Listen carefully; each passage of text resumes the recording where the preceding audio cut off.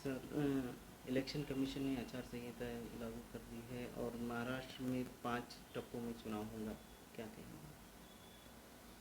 देखिए, मैं अपनी कॉन्स्टिट्यूंसी औरंगाबाद के बारे में अगर बात करूं तो 13 मई को ये इलेक्शन होने वाला है। यानी कि इसका मतलब ये है कि तकरीबन 2 महीने का वक्फा रहेगा। और ऐसे 2 महीने के अंदर जब बिल्कुल तपती हुई धूप रहेगी, गर्मी रहेगी शिद्दत की, ऐसे उसके अंदर कैंपेनिंग करना बड़ा ही डिफ़िकल्ट रहेगा। लेकिन खैर, अब 7 फेजेस के अंदर पूरे इंडिया भर में वो इलेक्शन करवा रहे हैं। हमारा फेज़ भी आया है। और हैदराबाद का और औरंगाबाद का सेम एक ही दिन में इलेक्शन कराया जा रहा है। ये महज इत्तेफाक हो सकता है या क्या है पता नहीं है। लेकिन हम दोनों ही जो कैंडिडेट्स है AIMIM के, वो एक ही दिन के ऊपर इलेक्शन होने वाला है। इसके अंदर तैयारी तो करना है, लड़ना है। आप महाराष्ट्र अध्यक्ष है, कितने सीटें बताया जा रहा है कि 6 या उससे ज़्यादा भी हो सकती है? देखिए, आज तो अभी ये डिक्लेयर हुआ है और अब हम उम्मीद कर रहे हैं कि बड़ी जो राजनीतिक पार्टियां हैं वो अपना उनका क्या स्टैंड है, कि कौन सी पॉलिटिकल पार्टी को कौन सी ये जाने वाली है करके, ये उन्होंने एक मर्तबा तय कर लें कि पार्टी अलायंस के अंदर किसको जाने वाली है, फिर पार्टी के अलावा फिर कैंडिडेट कौन रहने वाला है। हम उसका इंतज़ार कर रहे हैं। और अलायंस टिकने वाला है या टूटने वाला है, इसका भी इंतज़ार कर रहे हैं। अगर टिका तो ठीक, नहीं टिका तो उसके हिसाब से हमारी फिर कैलकुलेशन रहेगा हमारा। जी, अगर बात की जाए शहर की, ज़िले की, तो यहाँ पर किस तरह, क्योंकि कई सारे कैंडिडेट्स हैं, शिवसेना की बात की जाए उद्धव बाला ठाकरे, तो उसमें भी दोनों जो लीडर है वो एक दूसरे पर नाराज़ दिखाई दे रहे हैं। देखिए, इलेक्शन के वक्त में ये सब चीज़ें आम होती ही है। उसमें एक दूसरे के कपड़े फाड़ना, एक दूसरे के ऊपर इल्ज़ाम लगाना, ये दावे करना, ये सब चीज़ें इलेक्शन का ही एक हिस्सा होता है उसके अंदर। तो कोई हैरानी की बात नहीं है उसमें, अगर कोई राजनीतिक पार्टियों के अंदर इस तरीके की खींचमतानी चल रही है करके उसमें।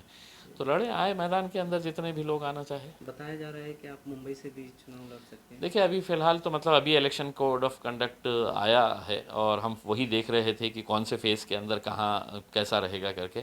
क्योंकि हमारे भी को भी बहुत सारी चीज़ों को, फैक्टर्स को हमको कंसिडर करना है। हमारी किशनगंज बिहार के अंदर भी एक बहुत अहम सीट है अख्तरुल इमान साहब की। तो वो उनका भी फ़ेज़ कौन से उसमें आता है, कहीं क्लैश तो नहीं होते हैं। तो ये सब चीज़ें फैक्टर्स देखे हैं। रात में अवैसी साहब से बात करेंगे और इसके ऊपर डिटेल में चर्चा जी, करेंगे। अगर बात की जाए अकोला अकोला सीट की, वहाँ पर प्रकाश अम्बेडकर भी खड़े हो रहे हैं और उन्होंने साफ कहा था कि कांग्रेस मुसलमानों को खड़े कर कर हर बार उन्हें गिराती है, लेकिन इस बार कोई मुसलमान खड़े नहीं होंगे, या इस तरह का कुछ बयान दिया था उन्होंने। देखिए, उन्होंने क्या कहा था मुझे पता नहीं है। लेकिन हम अपने स्टैंड के ऊपर बड़ा क्लियर है, हमको कहाँ पे लड़ना है, कहाँ नहीं लड़ना है करके उसमें। तो उनकी टिप्पणी के ऊपर मैं टिप्पणी अलायंस नहीं हो कर रहा। सकता है वंचित का और आपके क्यों पार्टी नहीं का। हो सकता है? देखिए, राजनीति के अंदर आखिरी दिन तक कुछ भी मुमकिन है, कुछ भी संभव है उसमें। और कोई इंग्लिश में कहावत है, nobody is a permanent friend and nobody is a permanent enemy. राजनीति के अंदर कोई हमेशा के लिए दोस्त नहीं रहता और कोई हमेशा के लिए दुश्मन नहीं जी, रहता है। तो हमारी तो वंचित के साथ कोई दुश्मनी है नहीं है, हमारे लिए आदरणीय है वो उसमें। अगर बात की जाए औरंगाबाद लोकसभा सीट की, तो आपको ये चुनौती कौन दे सकता है या क्या है? हम्म, मुझे तो कोई अभी सामने नज़र नहीं आ रहा है जो चुनौती दे सकते हैं। अभी मैदान अभी खुलने दीजिए, वो पत्ते बहुत सारे अभी आना बाकी है। देखिए, मैं तो ये उम्मीद कर रहा था कि अमित शाह साहब आके इतना ज़ोर ज़ोर से चीख के चिल्लाते हुए चले गए, लोगों को बोले ज़ोर से तालियां बजाओ, ज़ोर से आवाज़ लगाओ कि इस बार है तो कमल को भेजेंगे यहाँ से औरंगाबाद से दिल्ली तक। तो क्या वजह है कि वो इतना चीखने चिल्लाने के बावजूद भी अभी तक ये नहीं तय कर पा रहे हैं कि उनकी उनको ही मिलने वाली है भाजपा को, या उनका कैंडिडेट कौन रहने वाला है। तो मुझे नहीं समझ में आ रहा है इतना डर क्यों है भाजपा के अंदर कि वो डिक्लेयर ही नहीं कर पा रहे हैं। जबकि उनके इतने बड़े दिग्गज नेता ने यहाँ से चीखते चिल्लाते हुए चला गया है कि यहाँ से अब MIM को उखाड़ के फेंकना है और उनको यहाँ से दिल्ली में उनका नुमाइंदा भेजना है, कमल। पूर्व सांसद चंद्रकांत खैरे का कहना है कि आप मुंबई से चुनाव लड़ रहे हैं, और उनका कहना है कि मुंबई में आपकी कुछ मीटिंग भी हुई है बीजेपी के साथ। ये उन्होंने 2019 के अंदर भी यही बोलते थे उसमें। लेकिन समझ में आ गया उनको। हाँ, कि क्या है करके। देखिए वही घसा पिटा कैसेट अगर आप चलाएंगे ना उसके अंदर तो मार्केट में चलने वाला नहीं है। तो मेरी खैर साहब से विनती है कि कोई नया कैसेट निकालिए, उसमें कोई नया डायलॉग तैयार करिए। ये इलेक्शन के अंदर इतने होशियार आदमी है आप, इतने काबिल शख्सियत है, वही घसा पिटा कैसेट है तो 20 25 30 सालों से अगर वही चलाते रहेंगे तो कहाँ चलने वाला है उसके अंदर। हाँ, फ्लॉप हो जाएगी आपकी फिल्म अगर ऐसे ही आप बातें करते रहेंगे। तो उसमें कुछ नया निकालिए आइडिया। अगर इल्ज़ाम ही करना है तो कुछ अच्छा इल्ज़ाम लगाइए। सर 6 सीटों की बात है तो वो कहाँ कहाँ पर लड़ने वाले हैं आप महाराष्ट्र देखिए उत्तर महाराष्ट्र, विदर्भ, मराठवाड़ा, मुंबई। में? जी।